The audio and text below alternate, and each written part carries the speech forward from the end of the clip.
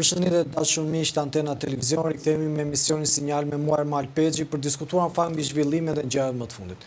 Do të flasim konkretisht mbi një denoncim bomb. E quaj denoncim bomb sepse lidhet me pronat. Një fatkeqësi që ka shoqëruar Shqipërinë që pas rënies komunizmit. Nuk mjaftuan 50 vite apo 45 vite komunizëm ku shqiptarëve ju mor prona, por gjithashtu vazhdon edhe në këtë demokraci hibride tjetë problemi i pronave. Kam kënaqësinë të kem në studio, në fakt, avokatin Kujtim Cakrani për të folur mbi një nga çështjet kryesore që ka marrë vëmendjen e opinionit publik, një VKM e firmosur në datën 30 dhjetor, ku shqiptarët gëzonin dhe festonin për vitin e ri. Vetë Edi Rama, me sa duket, ka firmosur një VKM, ku në Karavasta apo në zonat rreth e përqark Lushnjës, ju anë dhënë disa toka oligarkëve apo njerëzve pranë zotit Rama. Dhe kjo është një prej arsyeve që pse unë kam thëtur avokatin Kujtim Cakrani jo vetëm për të ndarë një shqetësim të tij personal, por dhe për ta pyetur si një njohës i mirë i politikës dhe i zhvillimeve kryesore. Avokat, kënaqësi. Kënaqësi si gjithmonë me ju, edhe ju uroj një vit të mbar dhe sukses edhe ju. Avokat, unë ju falenderoj shumë, por më ngacmoj shumë, unë pashë reagimin tuaj në fakt për të një reagimi që të vjen nga shpirti kur të preket prona. Çfarë mund na thuash pak më shumë, avokat, mbi këtë çështje edhe për njerëzit që na dëgjojnë nga ekrani i telefonit apo nga televizioni, çfarë po ndodh konkretisht me pronat tuaja apo dhe me pronat e shqiptarëve, se nuk është vetëm një VKM e firmosur mbi kurrizin tuaj. Shiko, Ermal, shumë faleminderit një që më ftove për një temë që është shumë e rëndësishme dhe e nxehtë, por padyshim ka interes edhe për qytetarët shqiptar, se do ta pranojmë që çdo shqiptar të paktën ka një pronë. Pra ka një pronë të trashëguar, një pronë e cila është marrë në komunizëm, ka humbur gjatë gjithë komuniste kështu me radhë, dhe çdo shqiptar ka një cop tok pronë të gjyshit trashëguar kështu me radhë që nuk e ka marrë dot këto 30 vite. Atëherë, unë padyshim që unë jam person publik edhe flas çdo ditë në media, por sinqerisht nuk kam folur kurrë për problemet e mia në media. Nuk i kam sjell kurrë problemet e familjes time në media, sepse nuk besoj qytetarët kanë interes për problemet personale të mia apo të tuat. Unë bëra një deklaratë publike para disa ditësh në një televizion, kur pasi unë kisha rënë në dieni të një VKM-e që zoti Rama kishte nxjerrë në vitin e kaluar, pra datën 30 dhjetor. Një VKM i cila ndërmjet shumë pronave cilëve publike që ai kishte dhënë oligarkëve, pra flasim për Porto Romanon, flasim për disa investitorë të ashtu quajtur strategjik edhe në jug të Shqipërisë, kishte prekur një pjesë edhe të tokave të familjes time. Dhe unë në rastin e dieni të kësaj dhe padyshim pastaj bëra atë reagimin tim që normalisht sinqerisht nuk e kisha menduar me erdhi në mënyrë krejt spontane, sepse natyrisht që prona për të djathët për një njerëz që kupton çfarë është prona private, është e lidhur shumë, është e lidhur ngushtë, prandaj shkombi, familja, prona janë tre ato nis çdo gjë dhe po nuk deshe këtë, nuk do as kombi as familja, po nuk deshe pronën. Kështu që janë të lidhura bashkë. Problemi ishte që zoti Rama, ju e dini dhe gjithë shqiptarët e dinë, që në vitin 2015 propozoi ligjin për investime strategjike në kuvend, i cili u pompuan atko, pra u propozua dhe zoti Rama e mbrojti me një zell shumë të madh në media, duke i thënë shqiptarëve që tashmë ne do ham me atë lugën e Floririt, do thonë za si dikur, që ky ligj i investimeve strategjike do krijojë mundësi shqiptarëve për punësime, që ishte jo vetëm në investime strategjike, që nuk ishin vetëm në sa i përket në fushën e bujqësisë apo në fushën e turizmit, ishte në të gjitha aspektet e jetës ekonomike të Shqipërisë. Dhe në kuptim të kësaj, zoti Rama e kishte kalkuluar mirë, u tha shqiptarëve tashmë nuk keni më, nuk do largoni më, këtu do krijohet punësimi, sepse sipas ligjit të investimeve strategjike në nenin 8 të tij thuhet, nëse ti investon sipas investimit që ti bën, investon 30 milion, 40 milion euro, ti duhet kesh të punësuar minimumi 300 punonjës. Pra një kompani e cila merr x hektar tokë ose x hektar për të zhvilluar për të bërë një turizëm ose për zhvilluar një po flasim panel diellor, si në rastin konkret Karavasta, ai duhet të punësojë qindra, dhjetra deri në qindra punonjës. Dhe kjo ishte ajo për të cilën shqiptarët u keq kuptuan kur zoti Rama atëre bëri ligjin.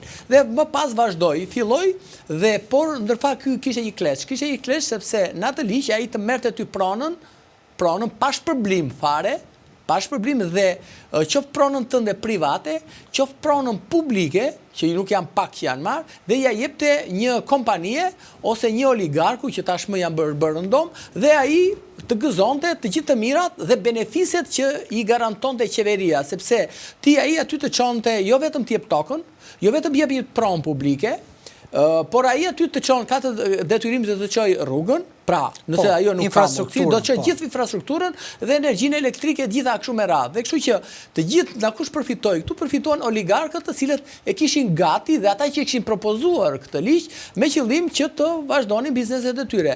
Dhe kjo preku edhe pjesën gjithë ulësinë perëndimore të Shqipërisë, që fillon nga Shëngjini apo nga Shkodra deri në Ksamil, sepse aty u dhan toka qofshin të pronarëve, qofshin të pronarëve cilët kishin në proces legalizimi, ose në procese të kthimit kompensimit të pronave, ose në procese gjyqësore, po deshet ju, dhe ai ta merrte pronën dhe ja jepte një X personi i cili kishte mundësi financiare të investonte. Pra, nuk e la që pronari të bashkëpunonte me atë investitorin dhe t'ja shiste pronari investitorit, po shteti ndërhyri këtu dhe i thot, unë ta marr këtë telefonin ty. Pra shteti nuk ishte një regulator, po ishte një grabitës me ligj. Po ishte një grabitës me ligj, sepse të nxirrte ligj investime strategjike ai. Dhe çfarë bënte? Ja jepte oligarkëve. E dini ju, tani të dalim me çik nga tema personale. Nëse kalon sot llogaran, pra nga Palasa deri në Ksamil, e di si quhet? Quhet, po do të quhesh, ai quhet Kolumbia e Shqipërisë. Kolumbia e Shqipërisë. Ti aty je në Kolumbi. Nga Palasa në Ksalan quhet Kolumbia. Pse? Të gjithë ata që kanë investuar aty janë të gjithë trafikant droge. Ka marrë investime strategjike. Janë ata cilët kanë bërë që sjellin kokainën nga vendet e Amerikës Latine për në Shqipëri dhe aty kanë futur o emrat e tyre, o prestanome, pra emra të tjerë që përfshihen këta pas, në justifikimin e investitorëve strategjik dhe nga Ksamili, pra deri në Llogara, ajo pjesa aty tashmë quhet Kolumbia e Shqipërisë. Për këtë arsye quhet Kolumbia, sepse gjithë trafiqet, të gjithë bosët e trafiqeve kanë investuar dhe vazhdojnë të investojnë andej. Dhe zoti Rama jep çdo një në 3-4 muaj bën investitor strategjik në ato zona. Dhe të kthehem në Karavasa. Karavasaja, ju e dini, është një zonë që është një tokë pra improduktive quhet, tokë pa frut, ku zë dielli 365 ditë dhe aty ka dhe madje dielli, pra në këta që kanë bërë studimi për sa i përket investimeve në fushën e energjisë, pra të fotovoltaikëve, ajo është zona më e lakmuar nga të gjithë këta biznesmenët që janë në sektorin e energjisë, gjithë Karavasaja dhe pjesa e Semarit. Unë e ti jemi nga Fieri dhe njofi mira të zona aty.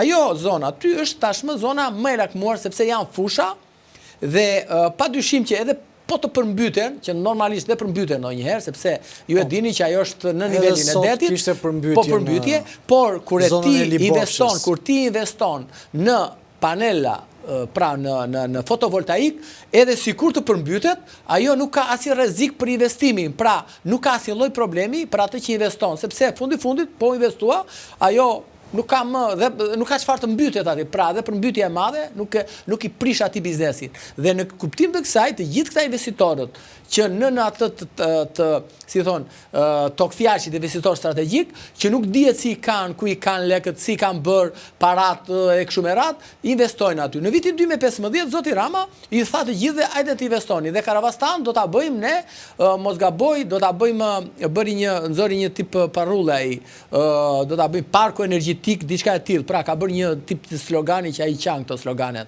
Dhe i ka dhënë aty Ilir Trebiskës, një shoku të vet, që ka luajtur basketbol, dhe i ka dhënë njëherë i ka dhënë 100 hektar dhe tashmë së fundmi, pra 10 ditë më parë, i ka dhënë dhe 68 hektar të tjera. Por zoti Trebiska është i lidhur aty me një oligark rus që quhet me emër Deripaska, se Oleg Deripaska, i cili është një nga njerëzit e fuqishëm dhe të afërm të Putin, por ndërkohë ai është i sankcionuar nga Shtetet e Bashkuara të Amerikës për se ju i dini si janë. Do të thënë, në pronat tuaja po tentojnë të investohet Trebicka me një oligark rus. Po. Iliria, zoti Trebiska ka kompaninë e tij që quhet Iliria. Iliria, nuk e di, ka dhe një emër pas, por çon si ka kjo, nuk është ky problemi i emrit kompanisë, mos i bëjmë dhe reklamën këtu, edhe ata duan të investojnë në fotovoltaik. Kjo është e gjithë. Zoti Rama ka dhënë atje, si kryetari investimeve, si kryetari i Këshillit të Investimeve Strategjike, përveç se është dhe kryeministër, ai ka dhënë, ka marrë hartën dhe jo vetëm në Karavasta, po edhe në Seman, pra edhe në Darzez, pra në të gjithë ulësirën perëndimore, ku në fakt është pjesa që jo vetëm përmbytet, por ajo është dhe pjesa me lakmuar e këtyre investitorëve të shqyrtuar strategjik. Padyshim që nisur nga kjo, unë fola, unë e kam mundësinë që flas. Normal, sepse jam person publik dhe ma jepet mundësia, ma jepni ju, ma jep dikush tjetër. Po sa qytetarë të tjerë shqiptar ka që u vidhet prona, u grabitet prona me MVKM nga darka në mëngjes dhe nuk e kanë atë mundësinë që të dalin në media ose se kanë atë vizualitetin që mund të kemë unë ose zëri që kam unë. E di qa po mendoj avokat mbi një fatkeqësi në kontekstin që 50 vite komunizëm ja morën pronat. Tani përsëri vin tek pronat tuaja dhe del një element përsëri rus. Dhe kjo si një më nuk diti se emër tim nuk diti vë. Shiko Ermal, në kohën e komunizmit dhe Roxha i mori bëri shpronësimet ose sekuestrimet në sloganin reforma agrare. Pra ishte një ligj bolshevik. Pra i marr nga Rusia, pra implementuar në Shqipëri. Ndërkohë që Rama bëri të njëjtën veprim, por jo me emrin reforma agrare, po e bën të kamufluar si investon strategjik me qëllim që ti si pronar nuk e ke mundësinë të investosh dhe ti e mban tokën aty djerë dhe ti ne na prish shumë punë për të ardhmen e Shqipërisë dhe unë ty do ta marr do të jap këtij investitorit se ky e ka mundësinë. Pra, Rama, ndryshe nga Enver Hoxha, po në mënyrë të njëjtë e paketoi më bukur këtë me kapitalizmin, pra që të ngjante si reformë kapitaliste dhe i thot investitor strategjik. Enver Hoxha e kishte reforma agrare tipi bolshevik, ky e ka investitor strategjik të tipit kapitalist. Po përsëri, nëse ne do të analizojmë, është e njëjta formulë, pra është e njëjta gjë. Bëjnë negociata me ju apo nuk ju pyesin fare si favorizon ligji? Ajo toka aty Ermal, për hir të së vërtetës, është tokë, nuk e kam gjeneruar unë, unë kam gjeneruar dot prona. Ajo pronë është e trashëguar, është toka e firmëtarit pavarësisht Haredin Bejsakrani, që ka qenë delegati i Fierit në atë dhe ministri kështu me radhë. Dhe ajo është tokë e tij, është sekuestruar në vitin 1945, ka qenë tokë e punueshme, pa punueshme, brenda këneta të vogla, brenda që ata i mbanin më tepër edhe për gjah, se këta thonë që ka qenë kënet, por po ai ashtu e donte kënet. Ai e donte kënet. Në drejtën e vet. Është drejtë e tij ta mbante kënet dhe nuk jep llogari kujt. E mbante, vrisnin si dilin këta aristokracia që gjuanin, bënin siç dalin sot në Angli për rosa e gjëra të kësaj natyre. Tani ne erdhi kjo, unë fillova procedurat që e ktheva atë tokë. Mora dokumenta sekuestrimit 45-s, të çifligut kështu, se quhet çifligu Asturkaj, Karavastaja, dhe e ktheva atë, bëra njohen e kufive kështu me radhë, siç e kërkonte procedura dhe ligji sot, sepse atëre ishin kufitarët ishin me fshatra, me lumi, me deti e kështu me radhë. Unë e mora e përshtata me një gjyqtar që është sot në gjykatën e posaçme të apelit posaçëm, i cili bëri një hetim gjyqësor, pra në kur ishte në qytetin e Fierit, dhe unë me anë të topografisë e saksova e bëra dhe ajo pronë u njoh familjes time. U njoh familjes time. Nuk pati as kontestime, as kundërshtime, as të kësaj natyre. Dhe ajo ishte një sipërfaqe toke e cila nuk ishte ndarë me ligjin 1751, sepse dhe atëre lakmoj, por për hir të së vërtetës zoti Berisha në 2009 bëri një ligj dhe ku ky Sajmir Korreshi që është deputet ka qenë drejtuesi i ZRPP-s Lushnjës, ku bëri një ligj që kjo pronë do bllokohet, nuk duhet ta marrë askush, derisa të zgjidhet problemi pronësisë në Shqipëri. Pra të zgjidhe Agjencia e Trajtimit të Pronave, mos të kishte më dosje dhe gjykatat mos kishin më dosje pronësie, sepse kjo pronë këtu është dikujt. Unë e mora ato, pastaj fati që unë isha vet avokat, kisha mundësitë e mia kështu me radhë, e mora ato e ktheva. Keq nga Rama e keq nga Berisha. Tani keq nga Berisha që nuk që e ashtu, por të paktën Berisha nuk arriti t'ua jepte se s'kish ligj investime strategjike. Doni ta merrni me qirana me gjëra kësaj natyre. Pro 1 euro, por nuk veproi, tani jemi korrekt, nuk veproi. Pavarësisht se Shqipëria është 1 euro, por nuk shkonin njerëzit ta merrnin. Pra, dhe tek ajo Shqipëria 1 euro, askush u shkoj ta merrte 1 euro, sepse njerëzit e dinin që dikush ajo pronë është e dikujt, ose ai se ka marrë sepse do jetë në kthimi pronave dosja, ose do jetë në proces gjyqësor. Shumë dakord. Dhe njerëzit nuk shkuan, por ama ky kaloi më tej. Ky tha, edhe sikur ti ta kesh tënden, thot ai, unë do ta marr të celularin se ti nuk di ta përdorësh, thot Rama. Rama të thot troç, ti celularin do ta marr sepse ti s'di ta përdorësh. Dhe meqense ti s'di ta përdorësh. Po ta merr me mjete ligjore apo ta merr me mjete me mjete dhe Enver Hoxha bëri ligjin për reformën agrare. Nuk ka marr grabiti Enver Hoxha mor. Me ligj e mor Enver Hoxha pronën. Enver Hoxha e mori me ligj. Shiko, sepse problemi është ky, thot, është një shprehje, thot, një ligj që bie në kundërshtim me lidhjet e njeriut nuk duhet zbatuar. Por problemi qëndron që ne jemi popull që i bindemi ligjit edhe kur ai është i keq. Ne nuk jemi as francez, as italian, as grek. Tani do ta kuptojmë këtë gjë. Po 45 vite në komunizëm. Jo, ne i bindemi sepse kemi edhe atë nocionin e urrëties për pronarin, është fryma e krijuar, është fryma e krijuar. Jo, nuk kam gjë me njerëzit, e kupton, e kemi si natyrë. Dhe nisur nga kjo, unë i kam bërë thirrje të gjithë pronarëve, sepse zoti Rama avancoi duke parë që s'u ndihen pronarët. Tani çfarë bëri vitin 2025? Vitin e kaluar, miratoi një ligj tjetër të paketuar, pa aq bukur sa ligji i besimit strategjik, që paketë maleve. Paketë maleve, po. Do marrin fushat? Do marrin dhe malin. Do marrin dhe malin, do me thënë, atë malin që ai fshati atje, se ne e dim, fshati ka pasur kullot, kullosin të gjithë, ishte pronë për bashkët e fshatit, në shekuj. Shu kanë qenë. Sepse një njeri do me thënë kullosin, ke kaninën soti, 800 hektar ai, do t'ja japi një investitor strategjik, 820 hektar. Thonë që kanina preu kokën e kryetarit bashkisë. Bravo. Dhe kanina sot është, pothuajse se ka marrë ai, oligarku tjetër. Dhe paketë e maleve është ajo për cilën do t'i fusë shqiptarët akoma në një mëdhethe të një lufte të heshtur civile, njëri me tjetrin sepse askush nuk mund ta pranoj. Tokën e morën, detin e morën, po morën dhe malin, ne ku dorim avokat? Shiko, problemi është që problemi Ermal është që ne do të protestojmë. Nuk do të protestojmë kur na thirrin partitë, ne do të protestojmë kur të vjen te pragu. Po jam avokat. Ne ka shqiptarëve u ka ardhur te pragu. Unë kam fol me pronarët. Pronarët çfarë bëjnë? Do të kuptojnë diçka. Gjaku i tyre. Po e kuptoj. Pronarët shqiptar, unë e kam thënë, pronarët shqiptar nuk e kanë merituar pronën. Nuk e kanë merituar, ta them sinqerisht. Sepse pse se kanë merituar, dhe unë kam thënë dhe në sy dhe vazhdoj të them dhe në media. Pse se kanë merituar? Problemi i pronave në Shqipëri Ermal nuk ka qenë kur problem juridik. Nuk ka pse këta që kanë kaluar, këta që kanë kanalizuar si juridik me agjenci pronash me gjykatat apo gjykat Strasburgu, nuk ka qenë kur juridik. Ka qenë problem politik, sepse ashtu ishte në 45 politik, ashtu bëj edhe në 91-shin ligji ishte me 51 politik. Pra nuk ka qenë kur problem juridik. Dhe unë më ra goja duke ja thënë pronarve, mos harxhoni kohën në për gjykata, sepse askush nuk u kthen pronë dhe di shumë mirë pronar që nuk u kthehet prona. Sot me ligjin e kthimi agjencisë së trajtimit të pronave, asnjë pronar, zero pronar u kthehet prona. Dhe njerëzit shkojnë akoma në gjyqe. Nuk u kthehet më. Edhe pse ka vendime pa fond gjykatës evropiane drejta njeriut, nuk u kthen kush. Dhe pronarët vazhdojnë ngulin këmbët se mendojnë se gjykata do i kthejnë prona. E kish fajin reforma drejtësisë se ata gjyqtarët atëherë ishin korruptorë se kthenin pronën. Po kthej soti, ta kthejnë pronën këta? Gjyqtarët e rinj, sa kthen asnjëri pronën.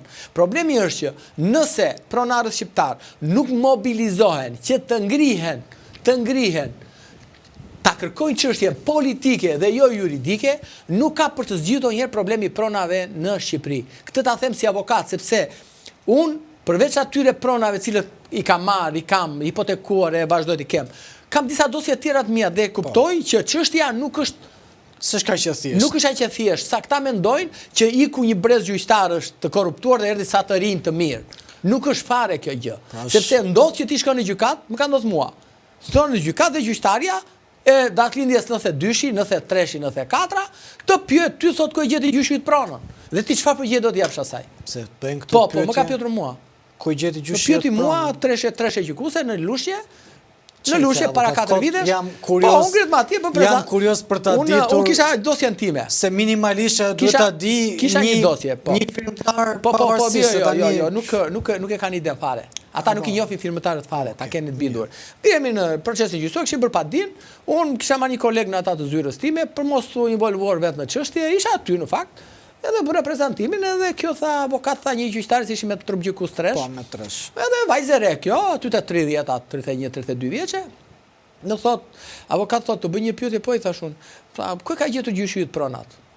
Edhe unë qesha dhe i thash, unë që në këj moment ti nuk je me zojesh me gjyqtari kësaj çështje. Ajo trëmbë, se nuk e mendoj. E kupton?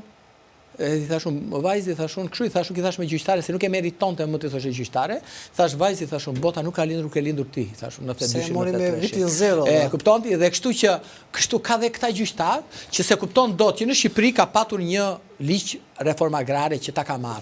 Ka pas një liq që dua ka marrë i kundërshtarëve politik, si është familja ime, sepse ne ishim të parët që sekuestruam 45-ën si kundërshtar politik të regjimit dhe ishin sekuestër mas të gjithë kundërshtarëve politik. Pastaj kishte një liq tjetër që u bën kulak në vitet 50 ca, që u fillon bën kulak, edhe kështu me radhë. Dhe ka pasur dhe atyre që u kanë marrë ose që e kanë humbur nga frika gjatë të periudhës 45 vjeçare dhe kështu me radhë. Dhe kështu që Shqipëria ka pasur ka një, si thonë, një rrugtim shumë kriminal për sa i përket pronave. Dhe kështu ai gjyqtari i ri nuk e ka iden fare që këtu në Shqipëri ka ndodhur ky sekuestrim, ka mbjellur ky rrëmbim, janë vrarë njerëz se ke qenë i pasur, po.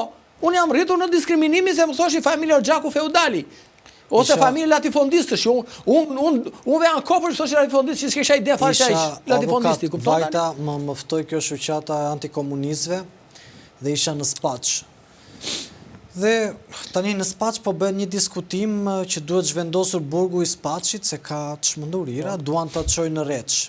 Kupton? Që ta marrin kështu aty duan ta krijojnë me karton xhez ata, kupton?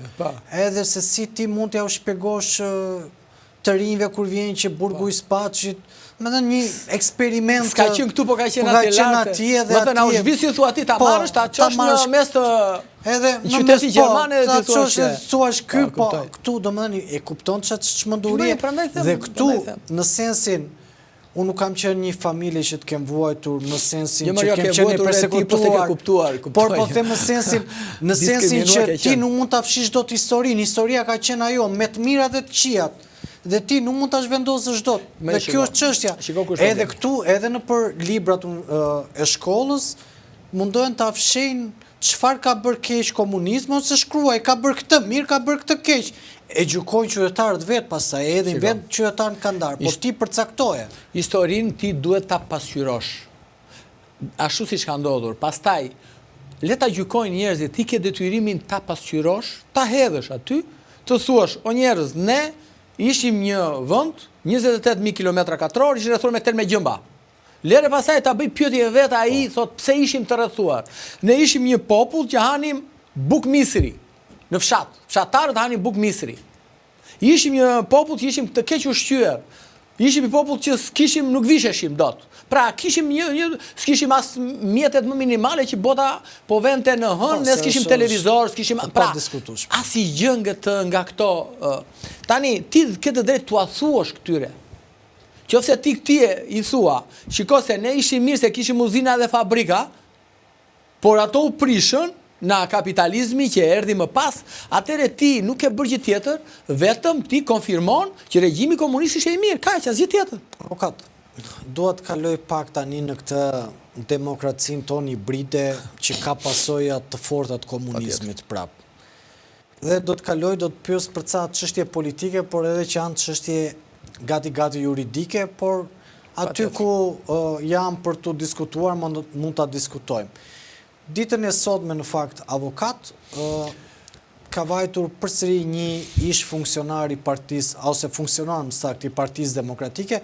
Ditën e djeshme ishte në SPAK Belind Kılliçi, sot ka qenë sekretari për diasporën zoti Hoxha mos gaboj, nga një kallëzim që është bërë nga Gazmet Bardhi për rithemelimin pra kuvendin e 11 dhjetorit për çështjen e vulave dhe këto.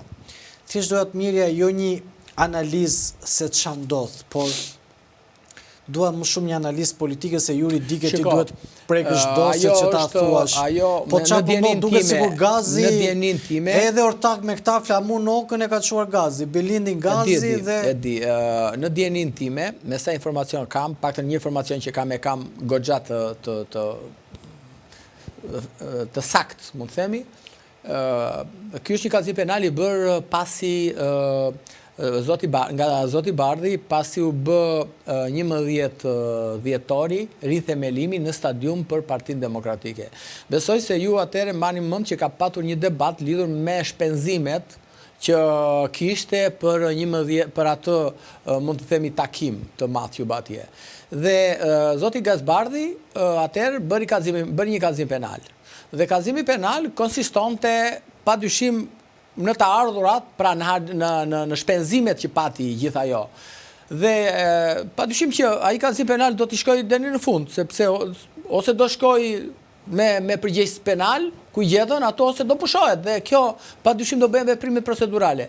Dhe është thirrur dje Zoti Këlliçi, është thirrur Zoti Hoxha sot, në dijenin time do thirret, apo i ka vajtur fletëthirrje, apo do thirret Zoti Flamunoka. Pra do thirren të gjithë ata të cilët u morën me organizimin. Do thirren të gjithë këta. Do thirren të gjithë këta, mundet, nuk jam i sigurt, por 90% do thirret edhe Zoti Berisha, të gjithë ata të cilët organizuan këtë takim, sepse për të pushuar ose për të marrë përgjegjësi penale disa persona duhet bërë një hetimi i caktuar, se edhe sikur ti ta pushosh pa pyetur personat, do thotë gjykata nesër. Avokat, një pyetje nga ana profesionale juaj, se unë s'kam informacion. Nga 11 dhjetori 2021-shit, 4 vite u deshën? Po ka shumë dosje tjera atje.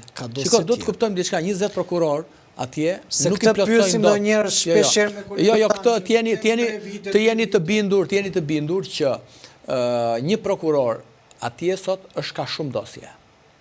Dhe dosjet kanë një radhë, por në momentin që ajo nuk regjistrohen persona në hetim, ajo nuk ka fate procedurale. Pra që do thot, ai bën verifikime që quhet faza e verifikime paraprake.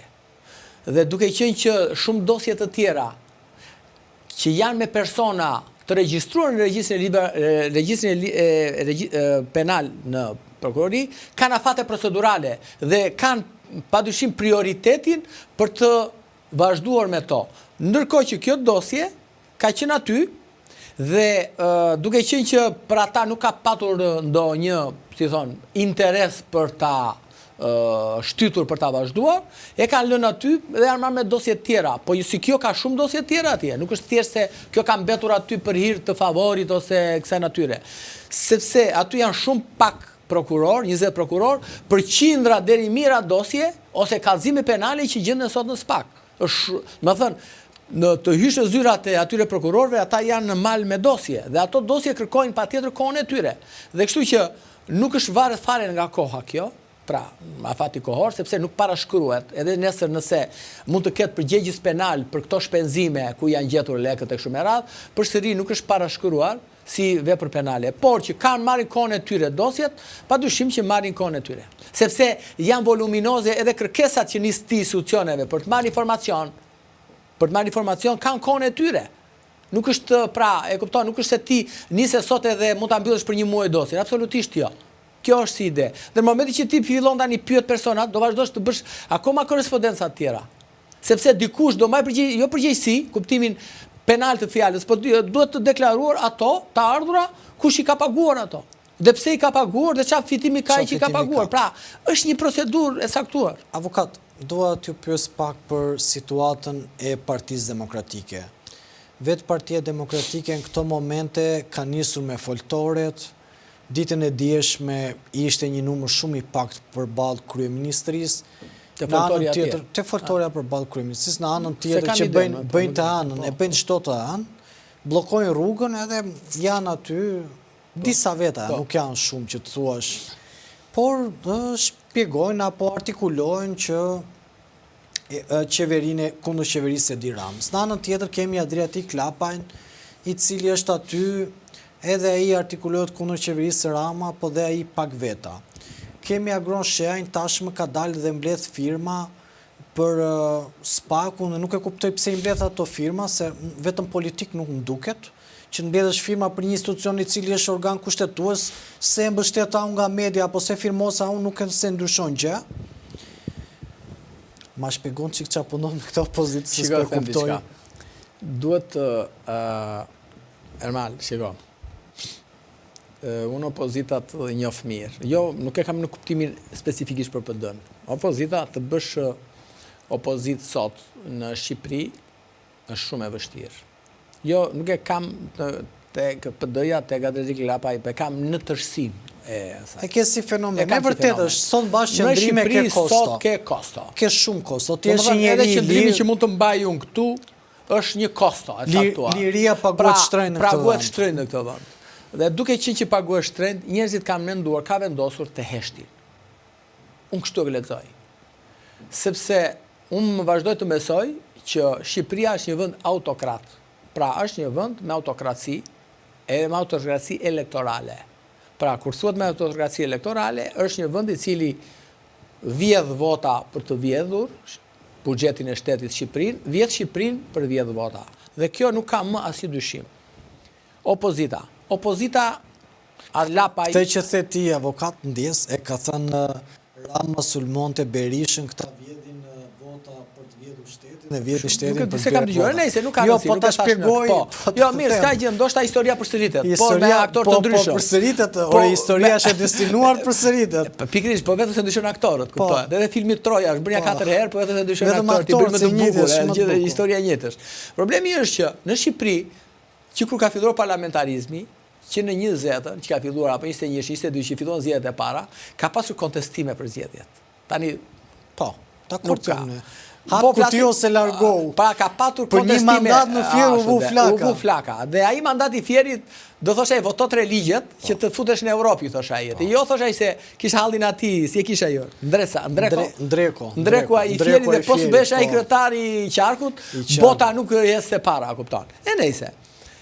Edhe është vështirë. Sa e bukur që na hap kutit ose largohu. Ajo ka qenë perlë, e kupton ti? Ajo ka qenë perlë, por edhe ç'a ndodhi? Unë mendoj që në Shqipëri shteti është punëdhënësi më i madh. Aktualisht që ne flasim, në çuditërisht në gjithë Evropën, Shqipëria, shteti shqiptar është punëdhënësi më i madh. Qoftë punëdhënësi nga pikpamja se punojnë në shtet, po është punëdhënësi edhe i biznesmenëve. Se pak më farë folën për oligarkët, po këtu nuk ka biznesmen Ermal të mirëfillt nga këta si Elon Musk apo Zuckerberg që bëjnë shpikje dhe me anë të shpikjes që bëjnë këta pasurohen. Dakord? Dhe kjo është ajo për të cilën këta biznesmen janë ata që injektojnë çdo ditë me parat publike dhe këtu nuk ka më njerëz të lirë, nuk ka as biznese të lira, as njerëz të lirë. Dhe kjo është shqetësimi shumë i madh. Që të bësh opozit, do ta bëjnë njerëzit opozitën. Njerëzit rrëzojnë pushtetet. Nuk ka rëndësi kë mbështesin. Ngrihen qytetarët për një korrupsion të caktuar, që shikojnë që tuneli X, Y atje, me 50 janë vjedhur aq 50 milion euro, ose më shumë, ose më pak, dhe futuj. Pa inauguruar, pa marrë dorëzim, futuj. Tani, qytetarët nëse një vend tjetër do kishte ndodhur kjo, do ishin ngritur. Po këta nuk ngrihen si udhëheq partia, këta ngrihen për hallin e xhepave të tyre, të cilat u vidhet nga buxheti i shtetit. Kështu që unë mendoj se nuk është këtu problemi partitë politike. Këtu problemi për mua janë qytetarët shqiptar të cilët nuk ngrihen dot për arsye sepse patronazhimi i autokracisë është shumë i rrept. Dhe çdo njeri ka një problem me shtetin sot. Ose ka të hapur, ka një dokument për ta marrë të pronave atje, e ke parasysh ti, o ka bërë çika të murin jashtë atij vendit aty dhe vjen polici ditën tjetër, ose po i patë biznes do të vijë ai taksidari tek ai tati paguesi kështu me radhë, po ke një biznes vajti ardhi me jashtë do të kapin tatimet, pra qytetarët shqiptar sot, se opozita e bën qytetarët nuk e bëjnë në 5 veta që janë në krye. As të Lapaj se bën vetëm. Po dhe ata mbajnë peshën e tyre. Pa dyshim që mbajnë peshën, po unë mendoj se opozita i krijon, unë mendoj që populli i nxjerr vetë liderat e tij. Unë mendoj që populli i nxjerr liderat e tij. Po i nxjerr populli, por në thelb partitë politike i kanë liderat e tyre. Po shiko, i bie që populli nuk beson që këta janë lidera pastaj. Shiko, populli do edhe frym.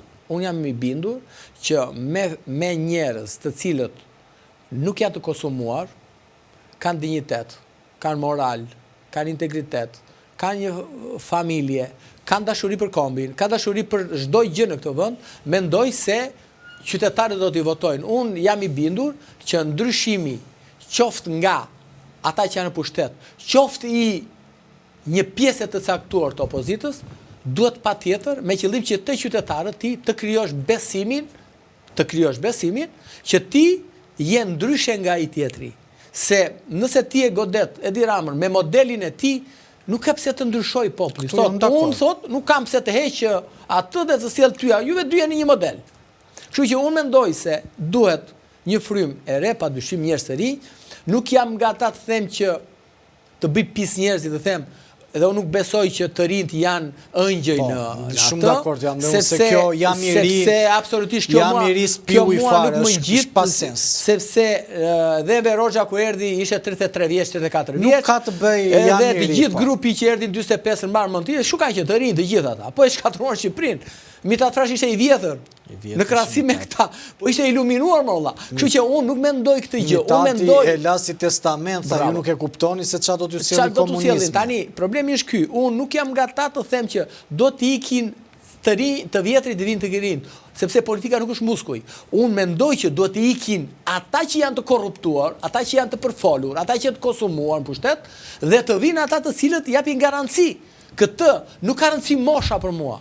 Për mua ka rëndësi njeriu, se dhe Donald Trump është 50 vjeç. Pra është 80 vjeç, nuk është ky. Nuk është çështje moshe kjo punë, çështje rinie. Se s'është muskuj, kjo është çështje dashuria që keti për vendin, vendi duhet mos ta duash, nuk duhet të bësh atë shqiponjën ku los kombëtarja, as kur ti del jashtë shtetit, as pas tramori në do. Kjo tregon që ti mos vjedhësh vendin tënd, të kesh respekt për vendin tënd dhe kaq, kjo është dashuria për vendin. Unë kështu e konceptoj. Avokat, doja të pyesja pak tashmë do ty në anën e profesionit tënd për një prej klientëve i cili ka marrë vëmendjen kryesore. Flas për një prej klientëve i cili ka marrë vëmendjen kryesore, duke qenë se ka pasur peshën apo një nga peshat kryesore të politikës shqiptare. Por edhe fakti që emri i tij lakohet shpesh tani, edhe që qëndron pas sekrave, por edhe për arsye që ish bashkëtuesja ose ish bashkëshortja e tij, është opinioniste tashmë në Big Brother dhe doja të mirja dy komente. Komentin e parë në fakt doja të dija sepse është në të disa të herë dhe unë jam dakord nga ana ligjore me deklaratën tuaj, por duket si e pabesueshme që Ilir Meta ka zero pasuri. Kështu që unë do doja në fakt avokat. Më pëlqen shumë kjo pyetje, ta them me shumë sinqeritet. Është pyetja që kur ma bën gazetarët edhe atje kur unë dal nga gjykata, e jap me shumë kënaqësi.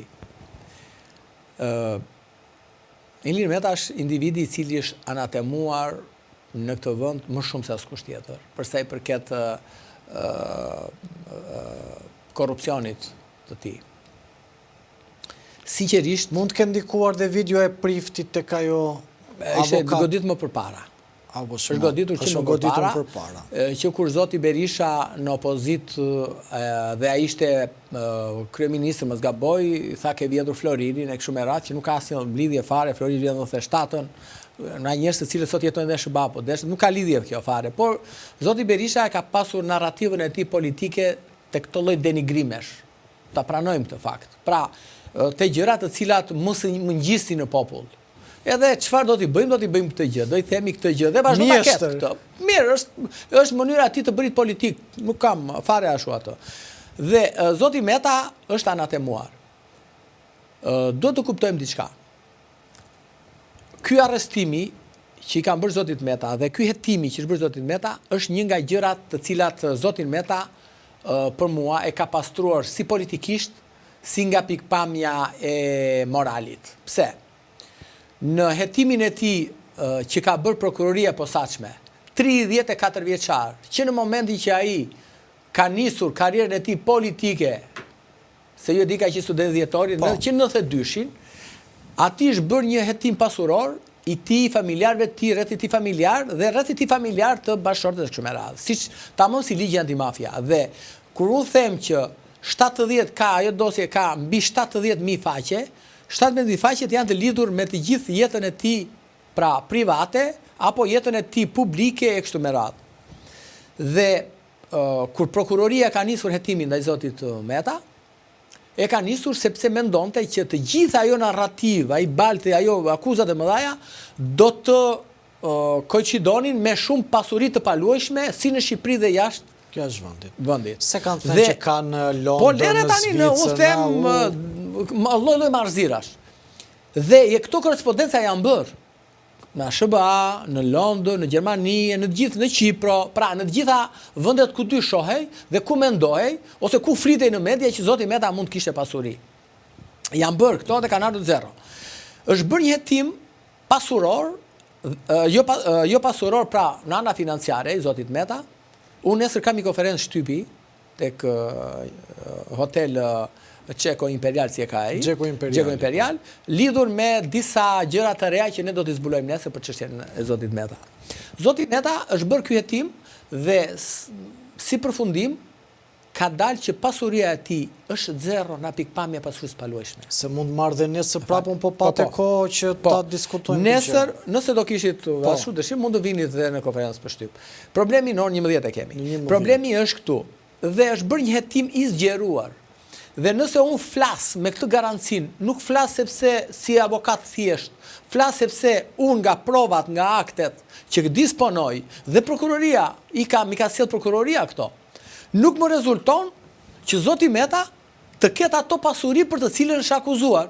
Dhe na rezulton vetëm ka një shtëpi të Komune Parisit, te kodra e diellit, të cilën e disponon bashkëshortja që dhe ajo është në sekuestro preventive që deri në fundtim të gjykimit. Dhe ka me qira, pra banon me qira të shtëpia vet.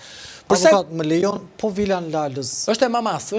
Ato janë justifikuar. Pra, Spaku nuk pretendon për vilën e ato, sepse e me saj ka patur këto pasurit tek Astiri, ku është ndërtuar, sot është dhe i televizion atje, historia që natyre. Pra, ka patur me ndërtusin, do më japësh këtu, do më japësh një vilë në Gjirë të Larzit dhe më hiq në metra këtu. Pra, të kësaj natyre, si kemi bërë të gjithë. Një negociat, ata që bim të gjithë dhe unë kam ndërtuar e kështu me radhë.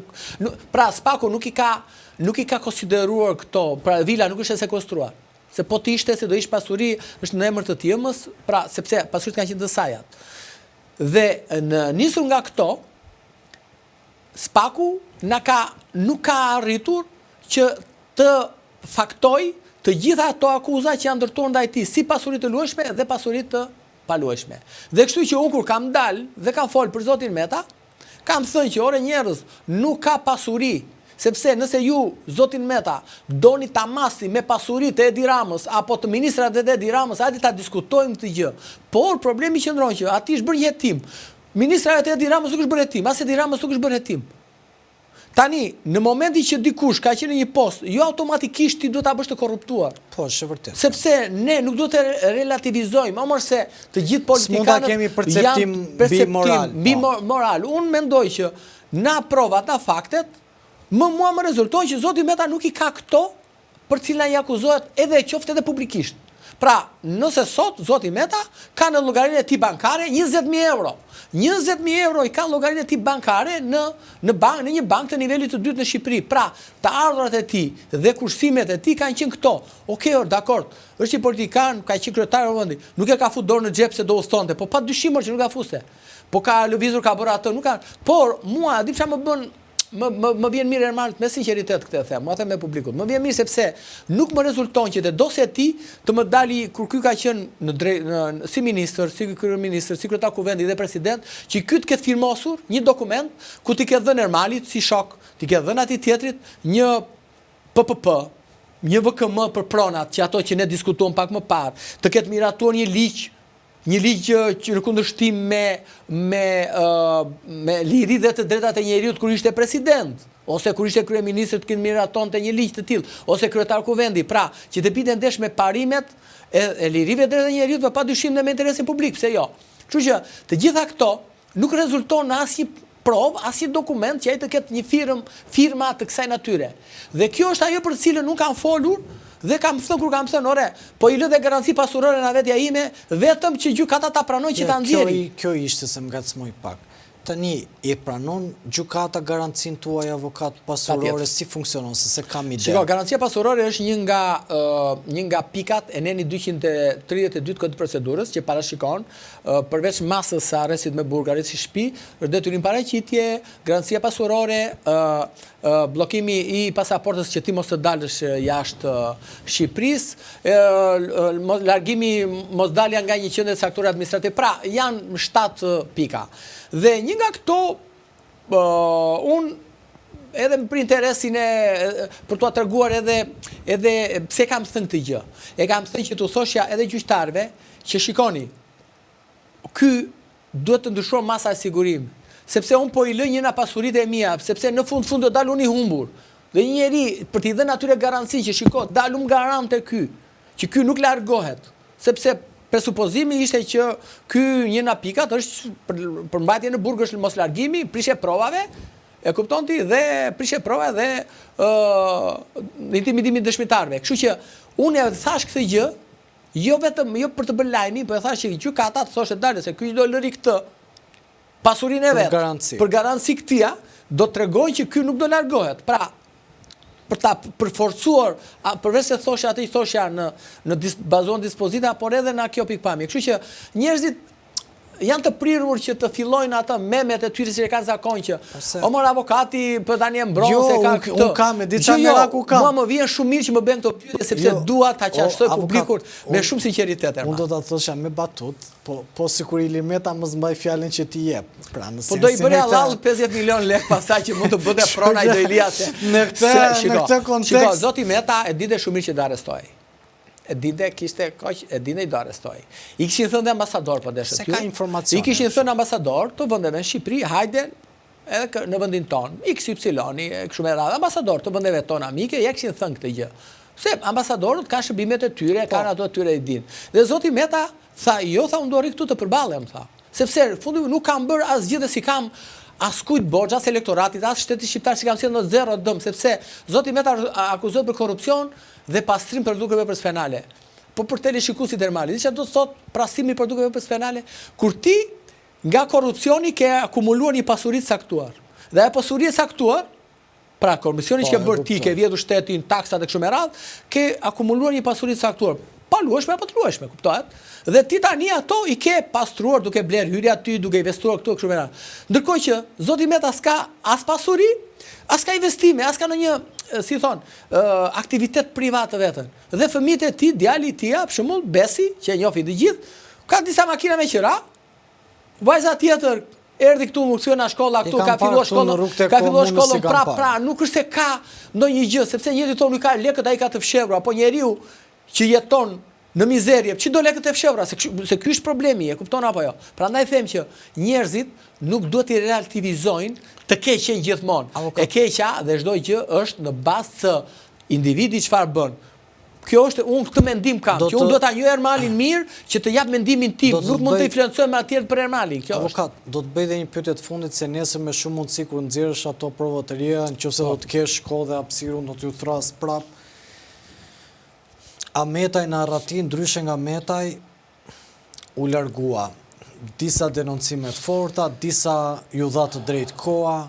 Shiko. Çfarë mendoni që do të sjelli pas kjo intervistë e Ametaj? Ametaj për mua i ka bërë një nder të madh vetes vet, që u largua. Të them me bindje, pse? Nëse zoti Ametaj do ishte këtu, sot do ishte 2 vite në paraburgim. Ju e dini që dosja e tij akoma nuk ka përfunduar hetimet. Dhe është kthyer për rihetim. Për një akuzë e cila nuk i ka sjell asnjë dëm shtetit shqiptar, se fundit çdo vepër penale, çdo akuzë matet me një dëm të caktuar. Pra ka një viktim, i themi ne. Në një proces penal ka një viktim. Ose ti ke vrarë dikujt atë dhe do vinë trashëgimtarët në gjyq, siç isha unë sot në proces penal që janë trashëgimtarët. Ose ti ke sjell shtetit një dëm kaq milion dhe shteti është aty do t'i kthesh lekët. Dhe zoti Ametaj këtë gjë nuk e ka. Pra, nuk ka një provë që zoti Ametaj t'i ketë marrë buxheti i shtetit edhe t'i ketë dhënë ty, shokut, mikut e kështu me radhë. Pra, kështu matet çështja e korrupsionit, ose shpërdorimi i detyrës e kështu me radhë, ose ndikimi i palishëm po deshet ti tek një ministër e kështu me radhë. Problemi është këtu që zoti Ameta ishte njeri i afërt i zotit Rama dhe i njifte zotin Rama mënyrën e tij dhe mos harrojmë të kthehemi në kohë që zoti Rama tha, nëse do isha unë gjyqtar, po, zoti Ametaj pra ishte pa i arratisur. Pra i tha gjykatës, do ta kishte më keq. I ka gjykatës që juve tani këtë e merrni. Tani kush është ai budalla që mund të rritë bëj herojnë edhe ne sot do diskutonim këtu këtë njëjtën gjë, si po diskutojmë për zotin Meta. Ne sot se zoti Meta po të ishte arratisur, do merrte me vete fajsin, edhe sa do të flisë andaj do merrte vete para gjykimin. Do merrte me vete, do thosh iku sepse tani do gëzoj parat çka ndeja historike. Por përballja këtu, me unë mendoj që ja kam thënë e pastron dhe zoti Ametaj. Përse ti duhet ta arrestoj zotin Ametaj? Kur ai detyrë funksion s'kishte. Kur ti pasuri pra dëm shtetit nuk i kishte sjell. Mundësira ai për ta i bërë vepër penale nuk e kishte më, përse duhet merre masën e arrestit kur ke ti zotin me diu sot për një vepër penale që është goxha e rëndë, se pra njerëz kuptohet. Dhe ti po e heton dhe gjykon në gjendje të lirë. Pra mënyra e ndjekjes penale Ermal në Shqipëri është mënyra që njerëzit kanë frikë të rri sepse do vej në paraburgim dhe do diskriminohet dhe atje në paraburgim ti nuk e ke më garancinë se ti po fole atje ti mund të të helmojnë. Ti mund të të vrasin, mund të godasin, mund të bëjnë, pra, ti nuk e ke më jetën të sigurt nga paraburgimi. Sepse avokati popullit ka nxjerrë 2 raporte për zotin Meta.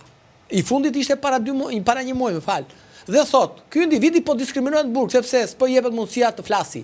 Është ish-president, është kryetari i partisë së dytë opozitare me grup parlamentar. Dhe ti nuk shkon dot një gazetar, ndërkohë që CNN shkonte në Rusi e intervistonte Navalin. Po, Navalin. Tani, e kupton çfarë standardi kemi ne drejtësia jon me drejtësinë me një drejtësi të një vendi demokratik? E bën drejtësia apo e bën drejtoria e burgjeve? Mua nuk më intereson fakti. Sistemi, thotë. Mua më intereson sistemi i ndërtuar, se drejtoria e burgjeve. Drejtoria e burgjeve ka një thotë që un kam një ligj thotë. Pavarësisht se ai ligj ja ka nxjerr avokati i popullit ja ka nxjerr një ligj antikushtetues dhe bie ndesh me parimet e Konvencionit Evropian të Njerëzit. Dhe 3 gazetar kolegët tuaj kanë bërë kërkesë. Drejtoria e burgjeve për shkurt të zoti Meta ta intervistojnë në paraburgim. Nuk lejohen, nuk po lejohen akoma. Pra, e kupton që standardi ndjekjes penale është këtu, sepse prezumimi i pafajësisë duhet të prevalojë te ai në burg, nuk është i dënuar më. Dhe këta po të futur në burg të quhen të dënuar. Prezumimi i pafajësisë në këtë vend nuk ekziston më në mentalitetin e njerëzve. Ky është problem shumë i madh dhe ky është mentaliteti më bolshevik që kemi ne sot. Mentaliteti më bolshevik që atë që quajmë që arrestohet, jo, zoti Meta është paraburgim, ka të gjitha drejtat e tij politike, lirit politike, që janë të sankcionuara në Konventin Evropian. Ne kemi firmosur konventin në 95-ën, u bën pjesë e Këshillit të Evropës, apo ja.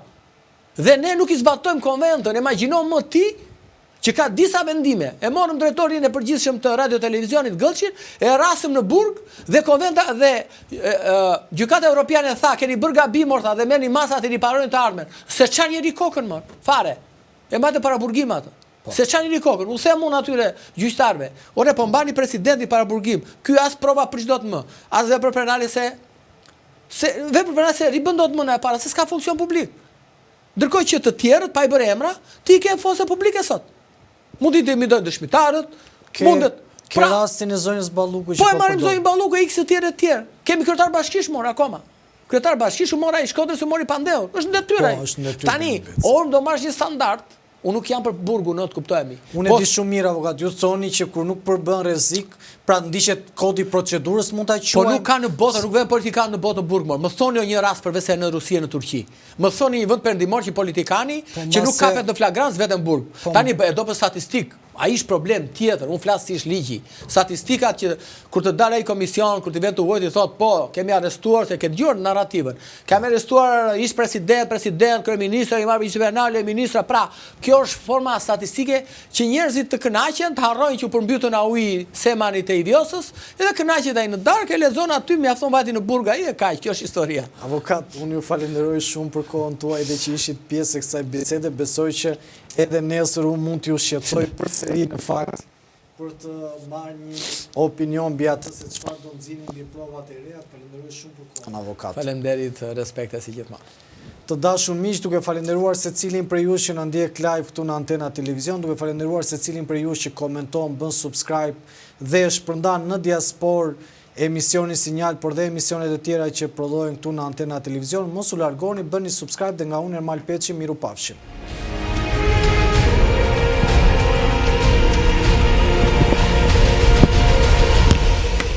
E mbajtë mirë, me ritëm, Po. E po mirë.